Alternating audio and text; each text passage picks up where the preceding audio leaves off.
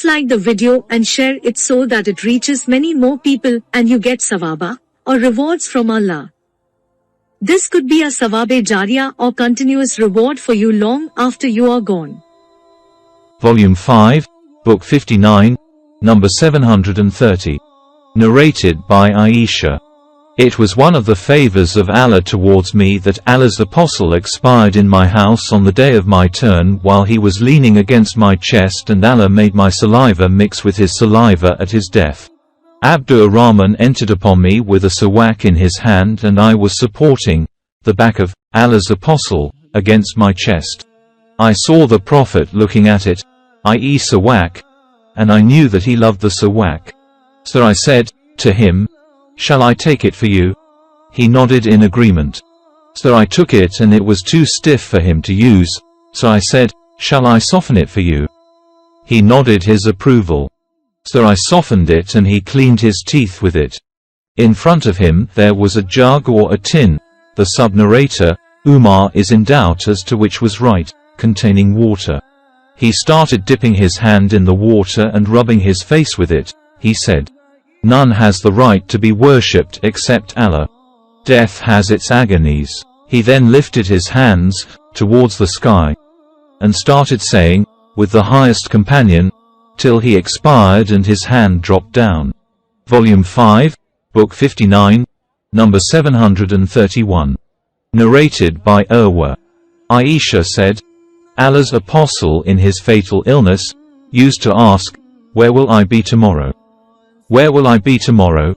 seeking Aisha's turn. His wives allowed him to stay wherever he wished. So he stayed at Aisha's house till he expired while he was with her. Aisha added, "The Prophet expired on the day of my turn in my house, and he was taken unto Allah while his head was against my chest and his saliva mixed with my saliva." Aisha added, "Abdur-Rahman bin Abu Bakr came in, carrying a sawak he was cleaning his teeth with. Allah's apostle looked at it, and I said to him, 'O Abdur-Rahman, give me this sawak.' So he gave it to me, and I cut it, chewed it, its end, and gave it to Allah's apostle, who cleaned his teeth with it while he was resting against my chest." Volume 5, Book 59, number 732. Narrated by Aisha. The Prophet expired in my house, and on the day of my turn, leaning against my chest. One of us, i.e. the Prophet's wives, used to recite a prayer asking Allah to protect him from all evils when he became sick. So I started asking Allah to protect him from all evils by reciting a prayer. He raised his head towards the sky and said, "With the highest companions, with the highest companions." Abdur-Rahman bin Abu Bakr passed carrying a fresh leaf stalk of a date palm, and the Prophet looked at it, and I thought that the Prophet was in need of it for cleaning his teeth. So I took it from Abdur-Rahman and chewed its head and shook it and gave it to the Prophet, who cleaned his teeth with it in the best way he had ever cleaned his teeth, and then he gave it to me. And suddenly his hand dropped down, or it fell from his hand, i.e. he expired. So Allah made my saliva mix with his saliva on his last day on earth and his first day in the hereafter. Volume 5, Book 59, number 733. Narrated by Aisha. Abu Bakr came from his house at his son on a horse. He dismounted and entered the mosque, but did not speak to the people till he entered upon Aisha and went straight to Allah's apostle, who was covered with hibra cloth, i.e. a kind of Yemenite cloth. He then uncovered the Prophet's face and bowed over him and kissed him and wept, saying, "Let my father and mother be sacrificed for you. By Allah, Allah will never cause you to die twice. As for the death which was written for you, has come upon you." Narrated Ibn Abbas. Abu Bakr went out while Umar bin al-Khattab was talking to the people. Abu Bakr said, "Sit down, O Umar." But Umar refused to sit down. So the people came to Abu Bakr and left Umar. Abu Bakr said, "To proceed, if anyone amongst you used to worship Muhammad, then Muhammad is dead. But if anyone of you used to worship Allah, then Allah is alive and shall never die. Allah said, Muhammad is no more than an apostle, and indeed, many apostles have passed away before him. Till the end of the verse. Allah will reward to those who are thankful. 3.144 By Allah, it was as if the people never knew that Allah had revealed this verse before till Abu Bakr recited it. And all the people received it from him, and I heard everybody reciting it, then. Narrated Az Zuhri, said bin al-Musayyab told me that, Umar said, by Allah, when I heard Abu Bakr reciting it, my legs could not support me and I fell down at the very moment of hearing him reciting it, declaring that the Prophet had died. Volume 5, Book 59, number 734.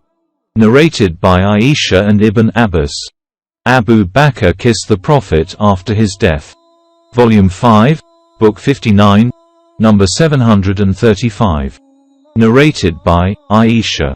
We poured medicine in one side of the Prophet's mouth during his illness and he started pointing to us, meaning to say, don't pour medicine in my mouth.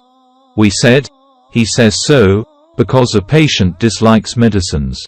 When he improved and felt a little better, he said, didn't I forbid you to pour medicine in my mouth? We said, we thought it was because of the dislike patients have for medicines.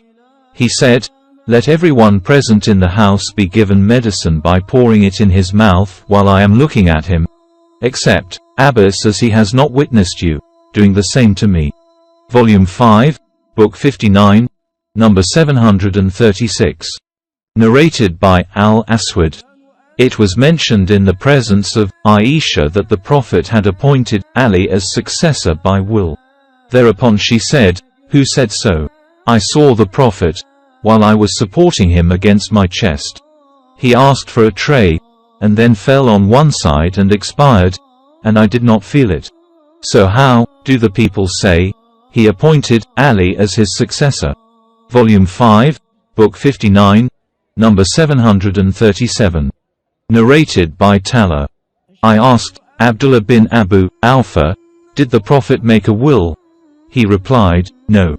I further asked, how comes it that the making of a will was enjoined on the people or that they were ordered to make it?